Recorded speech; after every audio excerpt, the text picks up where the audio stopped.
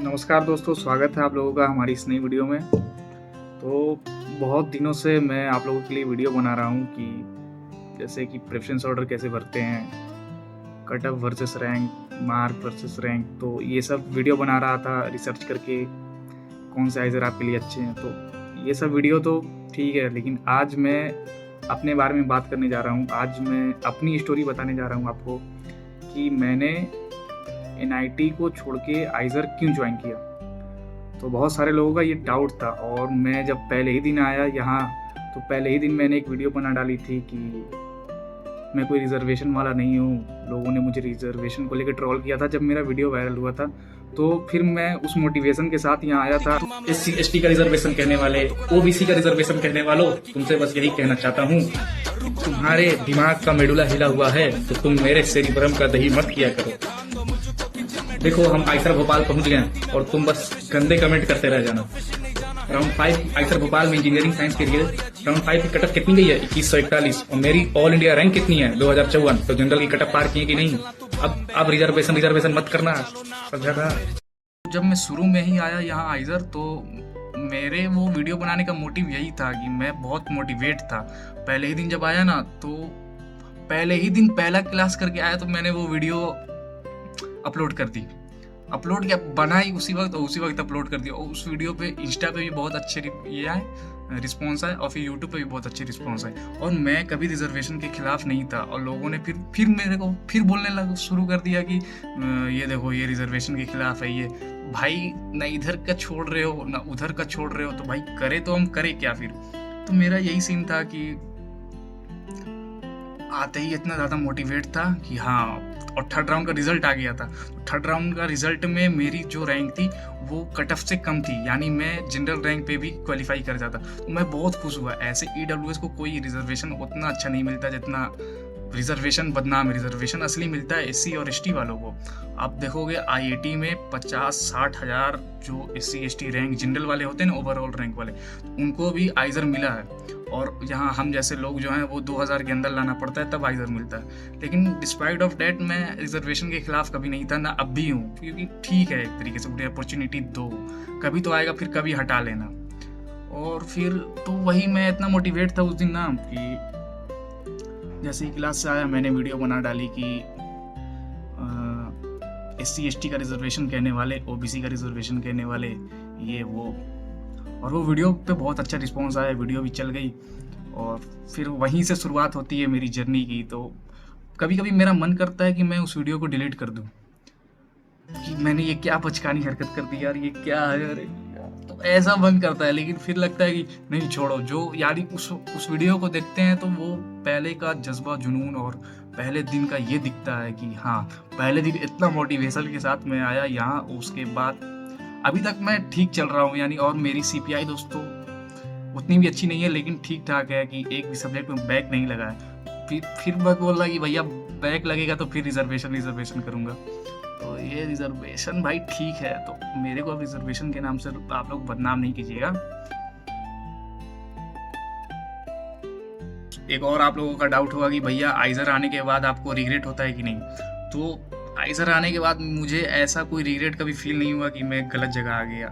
सही में सच बता रहा हूँ। अब बोलोगे भैया आप पढ़ाई ही नहीं करते तो रिग्रेट क्या होगा, तो ऐसा नहीं है, मैं पढ़ाई भी करता हूँ, लेकिन रिग्रेट कभी नहीं हुआ, क्योंकि यहाँ से जो फॉरेन अपॉर्चुनिटी बहुत अच्छी है। अगर मेरा कुछ नहीं हुआ, मान लिया मुझे प्लेसमेंट नहीं लगा, ये नहीं हुआ, पैसा नहीं है, तो फिर मैं फ़ॉरेन जाके PhD नहीं करूँगा। वहाँ से अच्छा स्टाइपेंड मिल जाएगा, तो फिर वहाँ से मैं खर्चा, ऐसे भी घर में खर्चा कम होता है, तो फिर वो मैनेज हो सकता है। लेकिन ऐसा नहीं है कि मैं यहाँ आकर फिर बेरोज़गार ही बैठूँगा। यहाँ आने के बाद एक अपॉर्चुनिटी तो ये है कि मैं फ़ॉरेन जाके कमा सकता हूँ या फिर फ़ॉरेन पढ़ाई कंटिन्यू कर सकता हूँ। और लोग यहाँ से ज़्यादा फ़ॉरेन इसीलिए जाते हैं क्योंकि अगर वो फिर प्लेसमेंट में बैठते हैं और उन्हें प्लेसमेंट में कम पैसा मिल रहा है, तो फिर वो प्लेसमेंट में बैठ के उनका क्या फ़ायदा, जब उन्हें PhD करके उनको ज़्यादा पैसा मिल रहा है। तो लोग ये प्रेफर करते हैं। और बहुत सारे लोगों ने मुझसे पूछा कि भैया क्या आइज़र IIT से बेहतर है।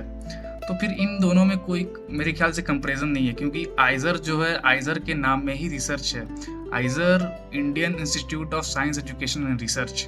तो फिर ये तो रिसर्च है, और फिर IIT Indian institute of technology. तो फिर इन दोनों को कंपेयर करना, और मैं तो यूट्यूब पे देखता हूँ कितने लोग पैकेज कंपेयर करते हैं। अरे भाई, आइजर कभी पैकेज के लिए बना थोड़ी है। आइजर तो भाई इंटरेस्ट, अगर आप पैशनेट हैं ये किसी सब्जेक्ट को लेके, आपको बहुत इंटरेस्ट है, आप आगे रिसर्च करना चाहते हैं, एक्सप्लोर करना चाहते हैं, तो फिर आप आइए ना आइजर में, फिजिक्स केमिस्ट्री मैथ कुछ आगे बढ़ाइए। लेकिन यहाँ लोगों को मैं देखता हूँ, मेरा एक दोस्त है नीट वाला, तो वो भी नीट का एग्ज़ाम दे रहा और देख रहा है कि सेमी गवर्नमेंट कॉलेज में प्लेसमेंट अच्छा है। तो लोग आजकल प्लेसमेंट पे बहुत ज़्यादा ध्यान देते हैं, इसलिए आइजर का जो ये है कि आइजर पे भी लोग प्लेसमेंट देखते हैं आइजर का। वैसे आइजर से प्लेसमेंट बहुत कम होता है, 10-20% होता है, फिर भी जिनको लेना होता है वो ले ही लेते हैं। मैंने भी यहाँ देखा है। आइजर को कंपेयर करना आईटी से मेरे ख्याल से उचित नहीं है, क्योंकि आईआईटी अपनी जगह बेस्ट है, आइजर अपनी जगह बेस्ट है। आइजर इसलिए खोला ही गया कि यहाँ रिसर्च हो, और आईआईटी पहले से चले आ रहे हैं, और आइजर तो बहुत बाद में खुले हैं। तो आइजर इसीलिए खोला गया क्योंकि लोग रिसर्च में पार्टिसिपेट करें, जिनको जो पैशनेट हैं अपने कोर्स को लेके, तो वो उसे आगे बढ़ाएं। लेकिन आज लोग आइजर को एज प्लेसमेंट की तरह देखना मेरे ख्याल से ये उचित नहीं है। तो और बहुत सारे लोगों का पूछना है कि भैया आपका एम क्या है, आप आइजर तो चले गए, आपको अपना फ्यूचर सिक्योर दिखता है, सेफ दिखता है कि नहीं, तो उस बारे में बताइए। तो आइजर आने के बाद दोस्तों मुझे ऐसा कभी लगा नहीं कि मेरा फ्यूचर खतरे में हो। वैसे अगर देखा जाए तो फिर तो भाई सबका फ्यूचर खतरे में। लोग आईआईटी जाके भी फिर उनका प्लेसमेंट नहीं लगता। आईआईटी जाने का मतलब ये थोड़ी है कि प्लेसमेंट लग गया, आईआईटी गए हो गया प्लेसमेंट। लोग प्राइवेट कॉलेज से भी प्लेसमेंट ले लेते हैं, और लोग आईआईटी जाकर भी प्लेसमेंट नहीं ले पाते। दोनों में क्या चीज़ कॉमन आती है कि कहीं जाने से उतना फ़र्क नहीं पड़ता। हाँ, आईआईटीज़ में अपॉर्चुनिटी अच्छी है तो फिर वहाँ कंपनी आती है, और वही प्राइवेट कॉलेज में नहीं आती है। तो प्राइवेट कॉलेज में थोड़ा ज़्यादा खुद से एक्सप्लोर करना पड़ता है, तब जाके वो अपॉर्चुनिटी आपके पास आती है। और आईआईटीज़ में वो चल के आ जाती है, अगर आप थोड़ा सा भी मेहनत करते हैं तो फिर आपका हो जाता है। और जहाँ तक बात है मेरा फ्यूचर गोल, फ्यूचर एम की, तो मेरा ये है कि अभी फ़िलहाल मैं 4 साल यहाँ आइजर में पढ़ाई कर रहा हूँ। उसके बाद अगर हुआ तो एमएस करूँगा। और जैसा कि मैंने पहले ही वीडियो में बता रखा है कि प्लेसमेंट में बैठूँगा। अगर प्लेसमेंट देखूँगा कि प्लेसमेंट देखेंगे अगर कम है, इतने में तो घर का खर्चा भी नहीं चलेगा, तो इससे बढ़िया पढ़ाई कर लूँगा कि नहीं। तो जब यानी प्लेसमेंट में बैठ रहे हैं और 8 लाख रुपया सालाना मिल रहा है, तो फिर उससे तो ना घर का खर्चा चलेगा ना घाट का खर्चा चलेगा। तो फिर उसके लिए तो, और अगर हमको पता है कि हाँ पीएचडी करने के, फॉरेन में पीएचडी करते हैं तो बहुत अच्छा अपॉर्चुनिटी है, स्टाइपेंड अच्छा मिलता है, तो फिर मैं वो प्रेफर करूँगा ना कि ये प्लेसमेंट वगैरह। तो यही अभी तक विचार है दोस्तों। और फिर मेरे ख्याल से लगता है कि मैं 1 साल के अंदर यूट्यूब पे थोड़ा कमाना स्टार्ट कर दूंगा यूट्यूब से। और अंजलि दीदी का भी सपोर्ट है मेरे पे, तो फिर उनकी भी एक मेहरबानी रहेगी। फिर पॉकेट खर्चा तो कम से कम निकल जाएगा एटलीस्ट। इतना नहीं कि घर का खर्चा चले, लेकिन पॉकेट खर्चा कॉलेज का तो 1 साल के अंदर निकाल लेना। और दोस्तों अगर आप लोगों को कुछ डाउट हो मेरे रिगार्डिंग तो आप कमेंट में पूछिए। तो मैंने आज ऐसे ही सोचा कि चलिए आपको एक वीडियो में अपने बारे में बताते हैं, आपके जो बहुत सारे डाउट थे उनके बारे में, कि भैया आपने ऐसा क्यों किया, वैसा क्यों किया। और मेरी जेई में रैंक दोस्तों 42,000 थी। जैसा कि मैंने आपको बताया कि 42,000 जब मेरी रैंक थी, तो उस रैंक पे मुझे स्टेट कोटा लगाकर एनआईटी पटना में इलेक्ट्रॉनिक्स मिला था, और वो 4th राउंड की जोसा काउंसलिंग थी। और तब तक आईआईटी का 1st राउंड का रिजल्ट आ गया था, तो जो मेरे लिए बहुत अच्छा हो गया था कि जब 3rd राउंड की जोसा काउंसलिंग हुई और आईआईटी आइजर में मेरे 1st राउंड में ही बीएस इंजीनियरिंग मिल गया, तो फिर मैंने आइजर को ही चूज़ कर लिया, आइजर भोपाल को, कि हाँ चलो अब मैंने वहाँ से विड्रॉल कर लिया सीट को। और फिर मेरा कुछ दिन के बाद पैसा आ गया था। और मेरी जो जेई में रैंक थी 42,000 थी, तो और फिर मेरी आईआईटी में जो रैंक थी वो 2054 थी, और ईडब्ल्यूएस रैंक 120 थी।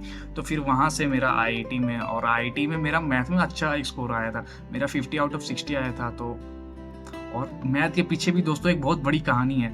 मैथ में मेरा स्टार्टिंग में जब मैंने जेई एडवांस का एग्ज़ाम दिया था, तो मैथ में 120 में मात्र 2 नंबर आए थे, और जो कि मेरे लिए बहुत डीमोटिवेटिंग था, मेरे जैसे आदमी के लिए, जो गांव का एक टॉपर हुआ करता था, जो बहुत मशहूर था कि इसका मैथ बहुत स्ट्रांग है, ये है वो है। और उस लड़के का जब एक मैथ में स्कोर 2 नंबर आता है 120 में, तो फिर उसको बहुत डीमोटिवेशन फील होता है। हालांकि अगर लोग ये सुने तो बोले बहुत गंदा स्कोर है। तो लेकिन जब वो खुद अगर बैठेंगे ना, अगर जो लोग ज्ञान देते हैं वो खुद बैठेंगे तो उनको खुद समझ में आएगा कि आखिर क्या होता है जी एडवांस का मैथ। तो चलिए वो छोड़ दिए, वो बात हटाइए भाई। तो जब मैं वहाँ से डीमोटिवेट हुआ तो फिर मैं, अगर ये स्टोरी बहुत लंबी हो जाएगी, मैं अब अगले वीडियो में कोशिश करूँगा ऐसा ही। अगर आपको पसंद आया तो आप बताइए, मैं आपके लिए स्टोरी ऐसे लाते रहूँगा अपने बारे में और इंस्पायर करने की कोशिश करूँगा आप लोगों को, क्योंकि मैंने भी अपने ड्रॉप ईयर में बहुत कुछ झेला है। ड्रॉप ईयर में एक वीडियो वायरल होने से तो बहुत मैसेज मेरे को आए, बहुत चीज़ हुआ।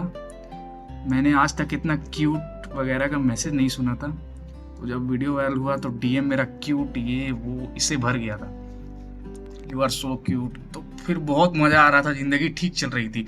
लेकिन फिर अचानक से याद आता, अरे भाई मेरा डेस्टिनेशन, मुझे जाना कहाँ है और मैं जा कहाँ रहा हूँ। तब फिर मुझे समझ में आता है कि यार क्यूट वगैरह तो ठीक है लेकिन पढ़ाई करनी पड़ेगी। तो फिर वो सब, और उसके बाद से फिर मैंने पढ़ाई करना शुरू किया और फिर ये लोगों का फिर गंदे कमेंट आना शुरू हो गए थे। तो फिर वो सबको मैंने अपने मोटिवेशन का ज़रिया बनाया और आज मैं जहाँ हूँ आइज़र भोपाल में, ये कोई बुरी जगह नहीं है। मैं यहाँ आकर बहुत संतुष्ट हूँ। अभी ये भी ज्ञान देने वाले ज्ञान देंगे कि कुछ नहीं मिला तो चलो आइज़र में चले आए और देखो आईटी नहीं हुआ तुम्हारा। लेकिन जहाँ मैं हूँ अभी, मैं बहुत खुश हूँ आइज़र भोपाल से। और अब मैं यहाँ से बीएस, एटलीस्ट बीएस करके निकलूँगा, या फिर देखता हूँ तो एमएस भी कर लूँगा।